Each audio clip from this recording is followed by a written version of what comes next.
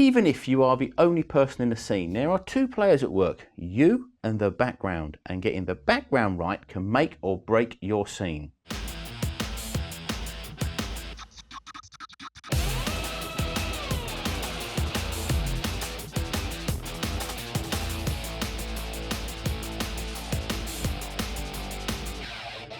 Now when you think of video, most people place the emphasis on the presenter. However, after a very short period of time, the viewer's eyes start to wander beyond the person and onto the background, and the last thing you need is to be upstaged by a distracting backdrop. You only need to look on YouTube to see bad backgrounds, and more often than not they seem to be the rule rather than the exception. But it's not hard to sort out the background issue, and if you want to put over a more professional image, it's something you need to address sooner rather than later. So I've put together a list of 8 different background styles that range from the super simple to the technically complex, that will suit anyone from a complete beginner to a seasoned video maker. Now this is our first background, and it is probably the simplest background you can come across. It's basically a white wall. In this case, it's a brick wall in my garage, which has been painted white. Very simple, very straightforward, and is available in almost every house and building across the land, across the world. If you don't happen to have a white wall available or a brick wall which could be painted like this, then you could actually just use a large sheet of wood, hardboard for example, or chipboard, paint it with matte paint, stand it against the wall and then stand in front of it, and that becomes your background. Now, like I say, this one's been done in a garage, so it sounds slightly echoey, and I've got cars going past outside. The brickwork shows up, it gives it a little bit of character, it's got that sort of urban industrial sort of look about it. But also you notice that I'm not getting much in the way of any shadows behind me. Now this is down to the lighting, and the lighting on white backgrounds is important. You need to light the background almost separately from you. Now I'm a bit limited for space here, so I've managed to get in 3 lights. I've got my twin strip light here, another twin strip light here, and also an LED light here. Now the reason for this is that white backgrounds tend to look grey if they're not illuminated enough. And although you can tweak the settings in post and you can crank up the contrast and the brightness, you tend to overdo the whole image, and then you can end up yourself looking really washed out or over contrasty when you're trying to sort of massage a grey background to become a white one. If you light it properly in the first place, you don't have that issue. So this is pretty much it. It's a simple, straightforward background. It can be done by anyone, anywhere almost, and is very simple. The backgrounds which will follow will become more sophisticated as we go along, but basically to start off with, this is an excellent starting point and gets you used to working on a more professional looking background. Apple use it, not necessarily a brick wall, but it's a nice white background. So if it's good enough for Apple, it's good enough for you. Now you may think this is a bit of a cop-out because there isn't a background. But there is. Whatever is behind the presenter becomes the background by default. Now this is where the problems start. It's very easy to have all sorts of distracting and potentially more interesting items in the background than the presenter. Most of the time, all that's required is a quick tidy up, or if you can't do that, try to frame the shot so you get the cleanest background area behind you. Another problem comes from the type of camera you're using to shoot the video with. You see, with most consumer grade video cameras, and certainly devices like smartphones and tablets, they have a very deep depth of field, which means that not only the person is in sharp focus, but everything behind them is too, making it all too easy to see. Here is an example. I have 2 cameras filming, a Panasonic SD900 consumer camcorder and a Canon 600D DSLR with a 50mm 1.4 lens. With the Panasonic you can see that I'm in focus, and you can also see most of the background, and you can easily make out the record deck with the pens and the boxes on top of it. Now we see the results using the Canon DSLR and a 50mm f1.4 lens, and as you can see I'm still in focus, but the background is now almost completely out of focus. In fact, it's so far out of focus you can hardly make the record deck out, let alone what's actually on it.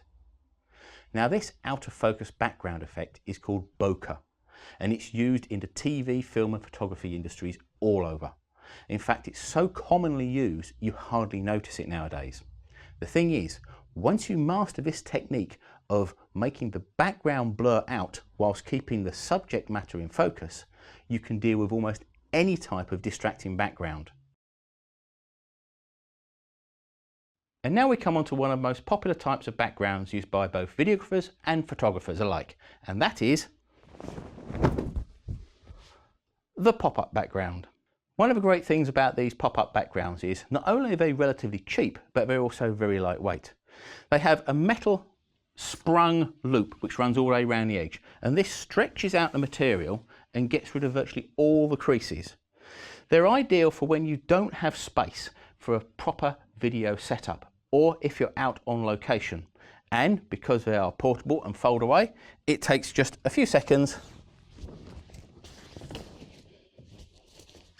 to fold them up and put them away ready for the next time. Now these backgrounds are normally available in black or white, but in the case of this one, this is actually white on one side and black on the other, making it twice as useful. They're also normally available in green and blue for doing chroma key work as well. Now one of the main disadvantages of these backgrounds is that they're not very large.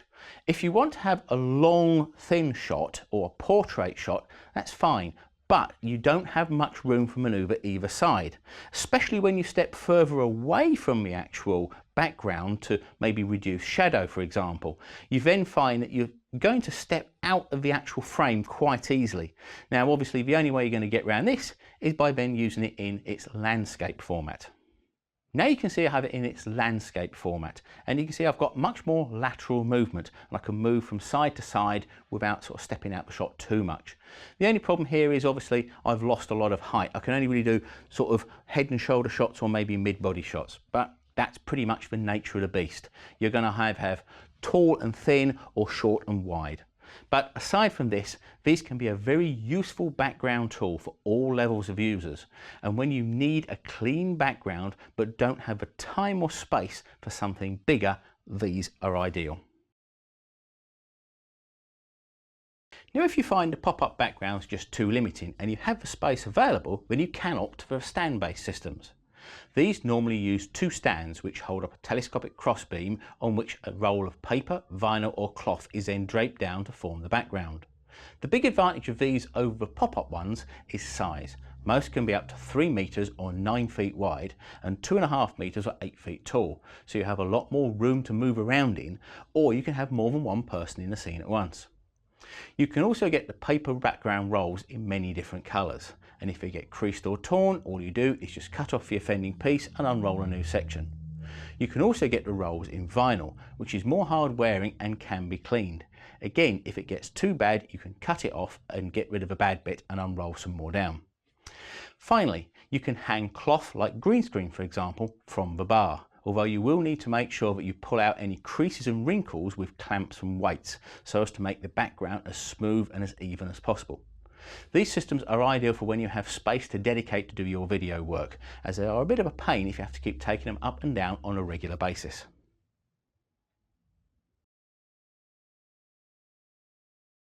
Now filming outside can give you some really interesting backgrounds, but it can also present you with some rather awkward headaches as well. One of the things is you can't control what's going on in the background. Now if you look at the moment, I'm standing at the side of a busy main road. There's traffic going backwards and forwards and there's people walking around. I can't control that. What I can do is control how much of a background you actually see.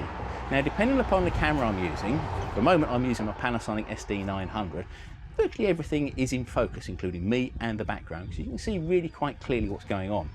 But if I switch to the Canon, which is a 50mm at 1.4 lens, you can see it's blurred out much more.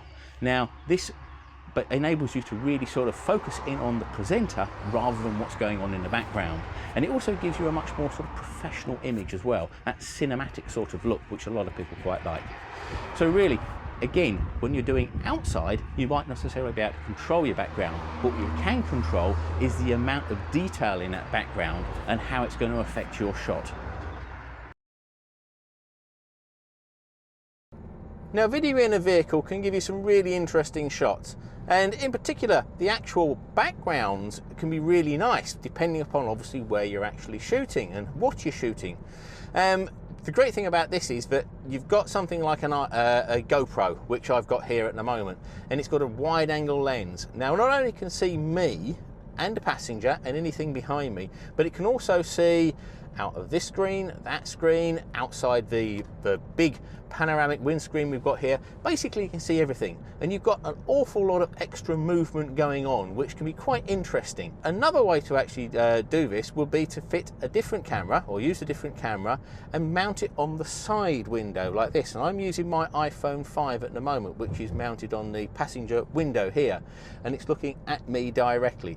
And obviously you're seeing me, and you're seeing what's going on outside my driver's side window. So now that becomes my background. And obviously, depending where you're driving, you can't control what's going on outside. So you've got to be careful of if you're shooting into the sun. I mean, at the moment, the sun is pointing there, so I'm being lit this way. So that side camera there is actually ideal. So there's a few other little things to sort of look out for in that respect, but otherwise shooting in a vehicle can give you some really great interesting shots, and the backgrounds that go along around it can also be really interesting, but you don't want to be too overpowering on a background, and make sure that you do concentrate actually on the person and not too much on what's going on outside. Now, this is not so much a background in its own right, but more the means to an end. It's rather unlikely you're going to want to stand in front of a vivid green or blue background, but with a bit of video special effects, your lurid background can be made to disappear and be replaced by pretty much anything you want. The thing to note here is that we are moving into the realms of special effects. And not only do you need a good, clean, solid, smooth color background, but you also need good lighting and software to do the chroma key removal of the green or blue background. Good chroma key is a skill which takes time to master. It's one of those things that looks great when it's done right, and it looks easy to do. But in practice, it can be a real pain in the backside and take a lot more time, effort, and equipment than you may realize. You'll need this if you want realistic results that won't embarrass you. Now, we're coming to the end of our roll call of backgrounds, and the ones we'll cover now are only available once you've mastered the chroma key, green screen, blue screen technique we talked about before. Once you can electronically remove a background, a whole new world opens up for you. Now, you need to exercise caution and make sure that the background you choose is complementary to the subject matter you're presenting. Having said that, something which can work rather well is an abstract or completely made up or unnatural background. And finally, we move on to virtual sets or virtual studios. This is where the personal presenter is placed in what looks like a real studio, complete with furniture, video screens, even a back office with banks of monitors. But in reality, none of this exists. The whole scene is computer generated. Now, you can make your video in a room in your house, but you can make it look like you're presenting from a super slick studio that looks just like you would see on TV. You can buy pre-made virtual sets to use as your background for a couple of $100s or less. And if you're willing to learn a 3D software modeling package like Cinema 4D, for example, or Blender, you can actually make your own. Now, once you've reached this point, you can compete on looks with the TV professionals, but at a fraction of the cost, and you don't need a multi-million-dollar studio to work in. So that was my brief rundown of 8 different types of video backgrounds, and hopefully it covers most eventualities. If you have any suggestions as to backgrounds you have maybe used, or questions about the ones I talked about here, then please put them in the comments box below. And if you like this video, then rate and subscribe. Better still, hop on over to video-alchemy.com and join our newsletter. And if you think someone else would find this useful, then please share it with them. Thanks for watching, and I'll see you again soon. Bye. And now we come on to one of the most popular backgrounds used by both videographers and photographers alike, the pop-up background.